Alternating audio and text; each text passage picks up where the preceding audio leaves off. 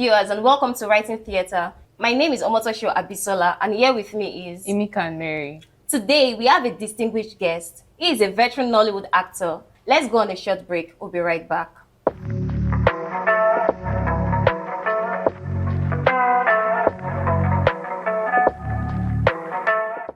Welcome back to Writing Theatre. Please, sir, can you introduce yourself? My name is Agbonze Obazele. I'm a movie maker, a film maker, if you want to use that word. I'm an actor, producer, director.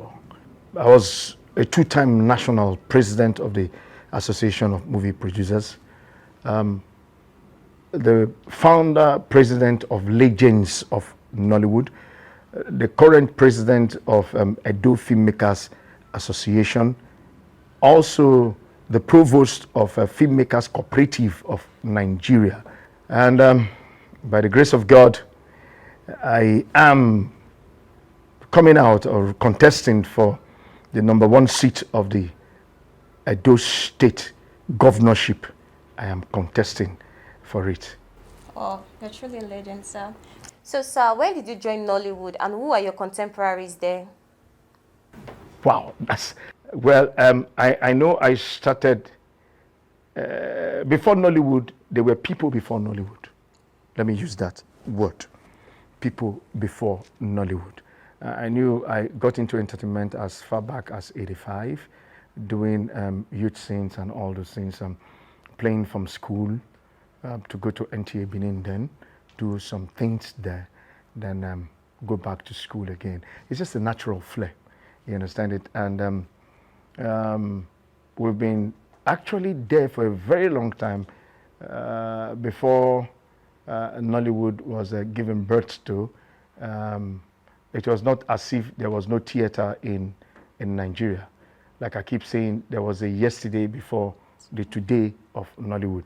And the trend started from there. And when Nollywood came in, it only became natural for most of us who were there in the service of NTA to metamorphose or migrate into Nollywood. And I was lucky to have worked with people like Uncle Olu Jacobs when we were doing Third Eyes together. And I was lucky to have worked with great men like Uncle Zeb Ejiro in Checkmate. I was lucky to have worked with people like late Mrs. Amaka Igwe in Checkmate. I was lucky to have worked with lots of superstars. And why? Because NTA actually gave birth to me. NTA actually, my late boss then, Lai Arasomi, was one man who actually chipped off the rough edges from me, and the likes of Tunji Additional, the likes of late Tunji Additional, the likes of late Sadiq Daba, and Uncle Chris Obi Rapu. Those were people who will shout on me and said, "Hey, wrong pronunciation." I say, "Yes, sir." So those were people who actually nurtured me in NTA and pushed me and drove me beyond limits. And it became once upon a time in my lifetime where I starred in almost all the soap operas you had in the country before the advent of Nollywood. And again, you hear people say for 5 years they ran soap operas concurrently. Checkmate, Ripples, After the Storm, Third Eye, ran for 5 years concurrently. And NTA will open their mouths in their tabloid newspaper to say Paul Obazele is the most used face in Africa, because around Thursday, Friday, Saturday, Sunday, you're seeing the same face playing different roles. And it's just because I had good people who mentored me and tutored me. And I still remember those days in Third Eyes. Uncle Lou will hold my ear and twist my ear. You know the ear what, cha, this is not what you're supposed to do. I say, "Yes, sir. Yes, sir. No vex, sir." And you look at me, I say, "Yes, sir, I'll pay the fine." "Yes, you pay the fine." You know, and it worked. That was a pure grooming. And therefore, when Nollywood came in, it became it's like a child's play. And because Nollywood needed the veterans then, the superstars then, to survive. And yes, we did, and we did justice to it. Thank you, sir. What would you say are the major challenges in Nollywood? Major challenges in Nollywood. Government is a major challenge. Government has not been able to create an enabling environment for us. How do I mean? Yes, whether we like it or not, Nollywood, tell you the truth, Nollywood outside federal government and maybe state government is the second largest employers of labor. Yeah. An average movie, let us calculate it, please. An average movie after Hollywood comes Nollywood, and now it is in contention between Nollywood and Bollywood, whether we like it or not. And Lagos alone churns out close to about 2,000 movies. And if you calculate a movie shoot, which takes an average of probably between 2 weeks or 3 weeks, employs a minimum of 140 people. A minimum. And when it takes that, now look at the allied industries, people attached to it. You look at the traffic of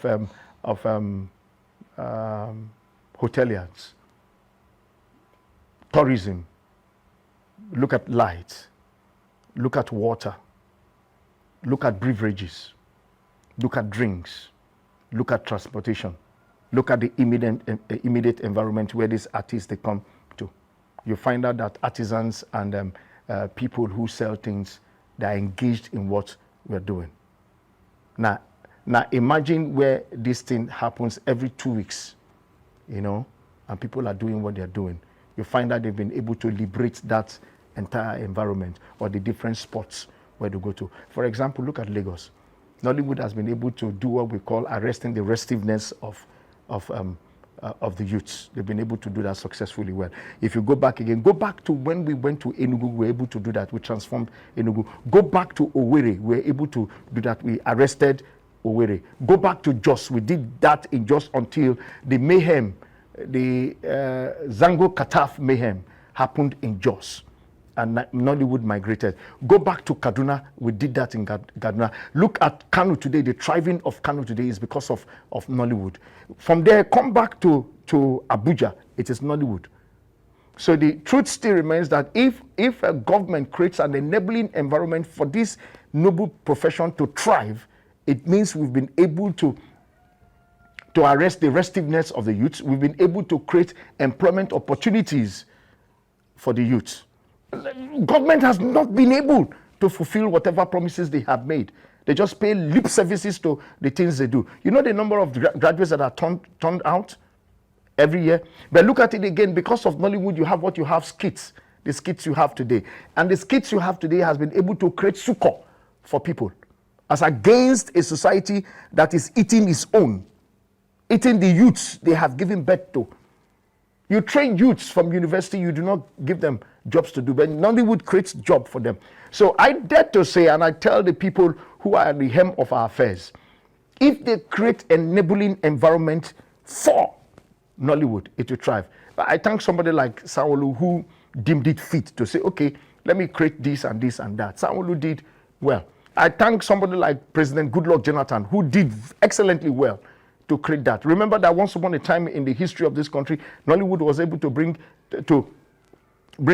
on board a contribution of 5.2% to our GDP in this country. We did that because an enabling environment was created. So I dare to tell senators, House of Rep people, look inward, look at Nollywood, engage Nollywood. Let's do it. Let's look at the judiciary, for example. Why is it that we demand for cases that have been handled and dealt with, and we ask them, give us these scripts, let us act them out? They refuse. Now imagine if people understand the thrivings of what the judiciary is in our society, it would have been a better place. But again, except for the fact that the judiciary is corrupt, they have refused to bring out that. Well, they will want to take me on that. I am ready for it. Going beyond what we have today is because they have not been able to create an enabling environment for us. Okay. So what has been your most difficult role as an actor? And what role of yours have you played that has been most celebrated in a movie? My most difficult role to play. Yes, I will answer that. Romance. I can't kiss. I've never done, I did it once and I run away from it. Yeah, they've done everything to bring me to come kiss and I run. You know why I run? Very simple. Simply put, I am a realist. I don't do things half measured. When I finish with a script or a character, you believe that that's me. I do my research, I do it, and I bring it out how it is. There's no shortcuts to it. Now, I still remember when I was doing Checkmate, produced and directed by Zeb Ejiro.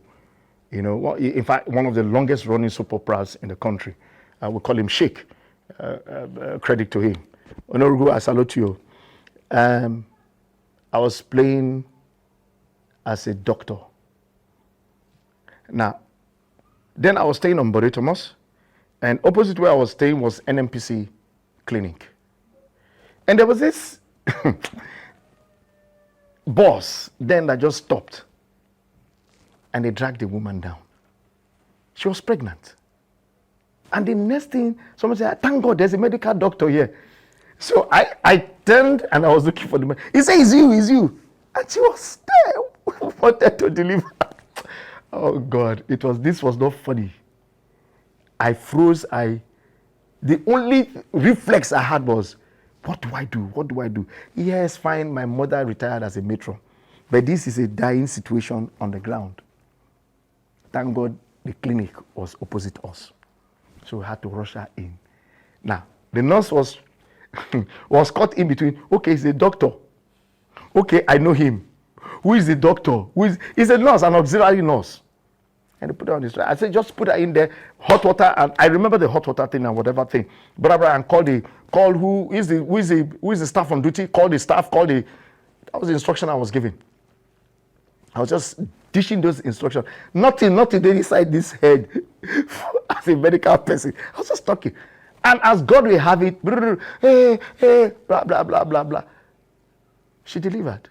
And the doctor was just walking in, you know. And I remember I went back. Joe Dudu was a writer then. And I told her, I said, you see this character, you will kill this character. He said, why? I said, you cannot do this again. And I remember Zeb just started laughing. Matthias Obayagbo happens to be my director then. He said, why are you going? I said, you see this thing, I'll not do them again. No. I will not. You cannot jeopardize my life. What if that Pekin died? They will come beat me. So everybody laughed, you know. I remember, was it Patrick Doy or who? He said, congratulations, welcome to. I said, this is not funny. This is not funny. Yes, embarrassing, but it was a success story, you know. Wow, thank you, sir. Okay. So now that you're aspiring to be governor, what lessons have you learned in your career in Nollywood that applies to effective governance? Okay, that's a beautiful question. Now, one of the reasons why I want to get into Nollywood, remember I did tell you I was a national president, a two-time national president. So I see Nollywood as a miniature of Nigeria. Let me use that word. And why? Because I remember I started with just 6 states, and by the time I ended my tenure, my second tenure, I was in 34 states in this country. So I ruled the affairs of Nigerians and translated them into viable tools of engagement, entrepreneurship, and people who had the interest of Nigeria at heart. And before I could do that, there's always this question anybody will ask before they get into an association: what is in it for me? So why should I follow you? That's the truth. So for me, coming in to run the affairs of Edo State is, I know Edolites will ask, why you go on, but I believe in you. Why would I want to become an Edolite? Why would I want to come back home to come and invest in Edo State? You understand it? Those are rhetorical questions. And I had those questions when I came in. In the first place, the odds were against me coming in as a national president. National president of the Association of Movie Producers. Movie producers will tell you an actor cannot be their president. Unfortunately, I was an actor producer. So becoming an actor was a minus. And I need to conquer those odds and weather the storms. So I came in. And I was able to weather it, to convince them. And they said, okay, lead us. And what was the first thing I did? Was to give them a reason to want to belong. Because as at that time, we were being ravaged by pirates. Seriously ravaged by pirates. Seriously controlled by people who never brought one dime into what our production life is. The same thing that is happening in Edo State. We are being controlled by a bunch of people who do not care for the populace. A bunch of people who come in, bleed the state white, rape the state, take the resources from them, plunder everything they have, and tell them, go to court. And so I come to these people to say, come on, let me lead you. And I know they'll ask me why. And I have an answer for them. Just the same way I had an answer for Nollywood. Now, I'll tell you this straight. When I came into Nollywood, there was nothing like health insurance. My name is Paul Obazele. I'm the first man who brought in health insurance into Nollywood. And I did it when I did it, proudly beating my hand on my chest, because I had a bunch of people who drove me beyond the limits to say, you must achieve this. You opened your mouth to say it. And I said it, I was going to do it, and I did it. And as at that time, the HMO in this country was about 65,000 for one person. And after talking and talking, negotiations here and there, they were able to beat it down for us for 15,500. And we did it. And the moment we did it, and the moment we did it, when we did it, we were able to give out health insurance, medics to people. Free of charge, we did that. We paid for them. And they now, all of them now had a reason to say, okay, this belongs to us. Let's protect it. And because they came on board, we were able to beat the pirates, as it were. Now, it's the same thing I am bringing in Edo State. As also the first man that did the Edo Film Festival, International Film Festival, where I brought in people and we had days of lectures. We showcased ourselves. So, sir, thank you very much for that. It was really, really, really, really inspiring. It shows that you have the interest of Edo State at heart. Sir, as a veteran Nollywood actor who is aspiring to be the governor of Edo State, what are the policies you intend to put in place to enhance the arts and entertainment industry in Edo State?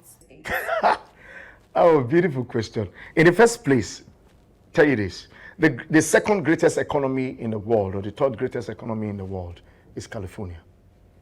And why is it that? It's because of Hollywood. So it becomes a necessary thing that Edo State will be turned into a hub, an entertainment hub. It becomes a known policy that everything that we turn and make Edo shine is going to come from entertainment. You will see it. The hotels will thrive. The nightlife will thrive. Do you know you make more money from night than day? Those things will thrive. How would they thrive? We'll put in place security. Seriously. We'll look into the ecosystem. We'll look into the weather climate issue. We will deal with the erosion issue. We'll deal with all those things. We will engage people that will come in to shoot, to make movies in our own cultural heritage. Edo has not been tapped. The stories of Edo State has not been tapped. You will see it will be tapped. It will be turned into multiple folds of streaming incomes. They will not call my young men, my young sons and daughters, 419 boys. They will not call my beautiful daughters, my Nubian queens, they will not call them Ashawos. They will see them as true daughters of Zion. They will see them as daughters who are bequeathed to reign as queens and princesses. Thank you so much, sir. So how do the storylines of in Nollywood, how do they affect the societal values? Like, is there a correlation between both? See it like this. The average writer is seen as, I describe the average writer as a soothsayer, as a prophet. You don't write because you want to write. You write because something possesses you to write. So you become the mirror of the society. And you write it unconsciously.